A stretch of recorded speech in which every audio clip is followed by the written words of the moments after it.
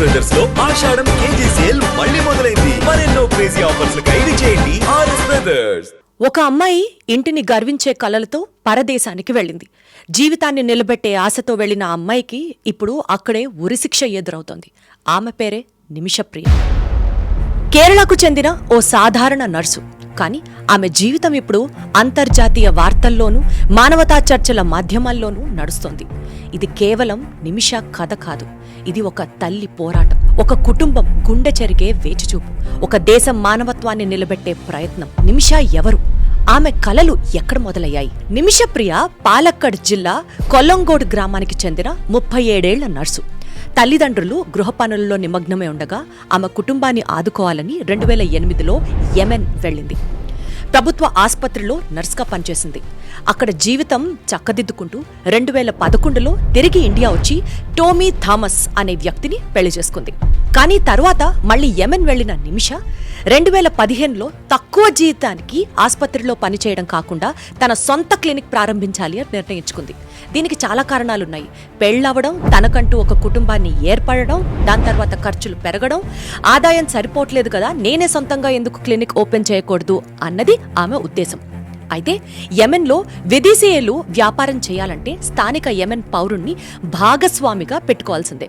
అలా ఆ క్లినిక్ సూపర్వైజర్తో నిమిషాకి పరిచయం ఏర్పడడం, 63% షేర్ తను స్టార్ట్ చేయబోతున్న కొత్త క్లినిక్లో ఆ ఓనర్కి రావడం, అలాగే 33% తను ఎక్స్పీరియన్స్ చేయడం అన్నది వీళ్ళిద్దరి మధ్యలో డీలు.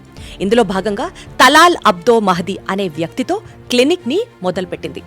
ఆయనకు నిమిషప్రియ వైపు పూర్తిగా ఆధిపత్యం ఏర్పడడం మొదలైంది. ఆమె పాస్పోర్ట్ని తీసేసుకొని ప్రయాణాన్ని నిరాకరించేవాడు. క్రమంగా క్లినిక్లోంచి వస్తున్న ఆదాయాన్ని కూడా తన వైపుకే మళ్లించుకునేవాడు. ఇంకా చెప్పాలంటే ఆమెను ఫిజికల్గా, మెంటల్గా వేధించాడని ఆమె తల్లి ప్రేమకుమారి కూడా చెప్తున్నారు. ఇక్కడ నిమిషప్రియకి కూడా తెలియకుండా ఒక ఘటన జరిగింది. భారతదేశానికి తిరిగి వెళ్లిన నిమిషప్రియ తన భర్తని, కూతుర్ని కలవడానికి వెళ్ళినప్పుడు తలాల్ అనే వ్యక్తి ఎవరినైతే నమ్మి క్లినిక్తో తనతో పాటు భాగస్వామ్యానికి ఒప్పుకుందో తనకి తెలియకుండానే తలాల్ మోసం చేయడం సాగింది.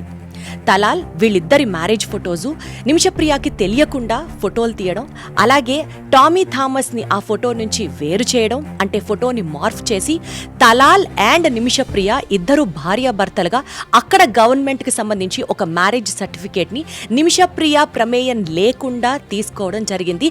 ఆ మ్యారేజ్ కి రిజిస్ట్రేషన్ చేయడం జరిగింది. యెమెన్ రూల్స్ ప్రకారం భర్త చెప్పేదే వేదం, భర్త చెప్పినట్లుగానే ప్రవర్తించాలి. సో ఇక్కడ మనం గమనించాల్సిన విషయాలు ఏంటంటే, తలాల్ ఆమెను తన అంగీకారం లేకుండా, తెలియకుండా పెళ్లి చేసుకుని మ్యారేజ్ని రిజిస్టర్ చేశాడు. అంతేకాకుండా ఆమె పాస్పోర్ట్ని లాక్కున్నాడు.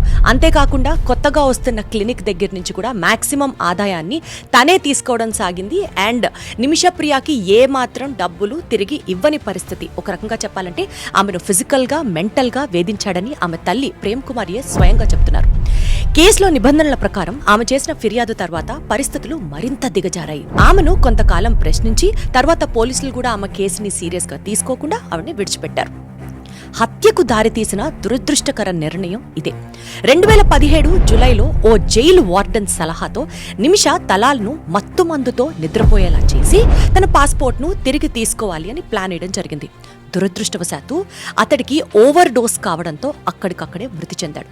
తర్వాత అతని శరీరాన్ని ముక్కలు ముక్కలుగా చేసి నీటి ట్యాంకులో వేయడం అన్న అంశం కేసును మరింత హింసాత్మకంగా మార్చింది. ఒక నెల తర్వాత నిమిషప్రియ యెమెన్, సౌదీ సరిహద్దుల్లో అరెస్ట్ చేయబడింది. న్యాయ ప్రక్రియ ఇప్పుడు ఏ విధంగా పనిచేస్తుంది, శిక్షలు, మార్గాలు ఎలా ఉన్నాయి? 2018లో యెమెన్ కోర్టు ఆమెకు మరణశిక్ష విధించింది. 2023లో అప్పీల్ కోర్టు కూడా ఆమెను విజ్ఞప్తిని తిరస్కరించింది. అయినా సిరియా చట్టం ప్రకారం దియా అని పిలువబడే బ్లడ్ మనీని చెల్లిస్తే బాధిత కుటుంబం క్షమిస్తే శిక్షను రద్దు చేయవచ్చు. అయితే భారత ప్రభుత్వానికి యెమెన్లో అధికారిక సంబంధాలు లేవు. యెమెన్ రాజధాని సనా ప్రస్తుతం హౌతీ రెబెల్స్ ఆధీనంలో ఉంది. వాళ్లను ఎవరూ అధికారికంగా ప్రభుత్వంగా గుర్తించలేదు. దీంతో నేరుగా ప్రభుత్వ స్థాయిలో జోక్యం కుదరకపోయింది. చివరి క్షణం వరకు నిమిషప్రియ పోరాటం కొనసాగుతూనే ఉంది. 2025 జూలై 16న ఆమెకు ఉరిశిక్ష అమలు కావాల్సి ఉంది. చివరి క్షణంలో మత పెద్దలు, మానవ హక్కుల సంఘాలు, కుటుంబాల చొరవతో వాయిదా పడింది. కానీ బాధితుడి సోదరుడు మాత్రం న్యాయం జరగాలి, ఆలస్యమైనా ఏమీ కాదు అంటూ సామాజిక మాధ్యమాలలో పోస్ట్ చేశారు. ఈ ప్రయత్నాల్లో ముందుగా ఉన్నవారు కాంతాపురం ఏపీ అబూబకర్ ముస్లిమయార్ గారు. ఆయన ద్వారా యెమెన్కు చెందిన సుఫీ పీఠాధిపతి హబీబ్ ఉమర్ బిన్ హఫీజ్ బాధిత కుటుంబాన్ని ఒప్పించే ప్రయత్నంలో ఉన్నారు. అసలు ముందు ఇలాంటివి జరిగాయా? భారతీయులు విదేశాల్లో ఇలానే శిక్షకు గురై దియా ద్వారా క్షమించబడ్డ సందర్భాలు కూడా ఉన్నాయి. అబ్దుల్ రహీం అనే డ్రైవర్ సౌదీలో దియా చెల్లించడంతో ప్రాణదండన నుంచి తప్పించుకున్నారు. యెమెన్లో అమీనా ఆల్ రుఫైఫ్ 1998లో 14 ఏళ్ల వయసులో హత్య శిక్ష పడగా అంతర్జాతీయ ఒత్తిళ్ల కారణంగా అతను విడిచిపెట్టడం జరిగింది. కానీ ప్రతి కేసు కుటుంబం ఒప్పుకతోనే మారుతుంది. అటువంటి అనుమతి లేకపోతే ఏ రకమైన క్షమాభిక్షలు అమలు కావు. ఈ కేసుకి సంబంధించి ఇప్పుడేం జరుగుతోంది? నిమిషప్రియ తల్లి ప్రేమకుమారి 2024లో కోర్టు అనుమతితో సనా వెళ్లి అక్కడే ఆవిడ చేయాల్సిన ప్రయత్నాలన్నీ చేస్తున్నారు. Save Nimishapriya international action council ఏర్పడింది. 30 లక్షలకు పైగా బ్లడ్ మనీని సమీకరించగలిగారు. కానీ తలాల్ కుటుంబం ఇంకా ఒప్పుకోలేదు. భారత విదేశాంగ శాఖ ప్రస్తుతం స్థానిక అధికారులతో స్నేహపూరిత ప్రభుత్వాలతో సంప్రదింపులను కొనసాగిస్తోంది. ఇంతకీ నిమిషప్రియకి ఉరిశిక్ష అమలు అవుతుందా? అవుతుందా అవదా కాలమే నిర్ణయించాలి. కానీ ఆమె చేసింది తప్పే. కానీ ఉరిశిక్ష ఆమెకి న్యాయమే అంటారా? పాస్పోర్ట్ తీసుకెళ్లిన వ్యక్తిని ఆమె తిరిగి పొందాలన్న ఆతురతతో దురదృష్టవశాత్తు ఒక దారుణంగా మారిన సంఘటన. మానవత్వం, శిక్ష, శాంతి, క్షమ ఇవన్నీ ఒకే చోట కలిసినప్పుడు న్యాయం అంటే ఏమిటి అనేది మనమందరం ఆలోచించాల్సిన ప్రశ్న. నిమిషప్రియ కథ కేవలం వార్త కాదు, ఒక తల్లి కన్నీటి కథ. ఒక భారత మహిళ జీవితానికి ఆశ అయిన తీర్పు కోసం పోరాటం. 2025 ఆగస్టు 14న సుప్రీంకోర్టులో మరోసారి ఆమె కేసు విచారణకు రానుంది. ఈ కథ మిమ్మల్ని తాకితే మానవత్వం కోసం మీరు కూడా నిలబడండి. ఒక మనిషి జీవితం కొన్ని మాటలతో, కొన్ని చర్యలతో మార్చవచ్చు. ఇదే ఈరోజు ప్రత్యేక ఎపిసోడ్. మీ అభిప్రాయాల్ని కూడా నాతో పంచుకోండి. మీ వాహనాన్ని రోడ్డుపై ఆపే అధికారం పోలీస్కి ఉందా? ఒకవేళ ఆపితే మీరేం చేయాలి? చలానాలు పెండింగ్ లో ఉంటే వెహికల్ సీజ్ చేసే అధికారం పోలీసులకు ఉంటుందా? క్లారిఫికేషన్ ఎస్పెషల్లీ మన ఆంధ్ర తెలంగాణ తెలుగు ప్రజలకు కావాలి. మీ భర్త లేదా అత్తమామలు వేధిస్తున్నారా? ఈవెన్ అదర్వైజ్ కూడా మ్యారేజ్ ఇల్లీగల్ కదా. సో ఇల్లీగల్ మ్యారేజ్ మీద మళ్ళీ మీరు సెక్షువల్ యాక్ట్ చేశారు కదా, కాబట్టి 20 ఏళ్ళ జైలుకు పోవాల్సిందే. మీ భార్య మిమ్మల్ని మానసిక క్షోభకి గురి చేస్తోందా? విక్టిమ్ కూడా ఎగ్జాగరేటెడ్ వర్షన్ ఉండొచ్చు, అదర్ మోటివ్స్ ఉండొచ్చు. ఇది ఒక వెపన్ లాగా వాడతారు కదా. తండ్రి ఆస్తిలో కూతురికి హక్కు కావాలంటే?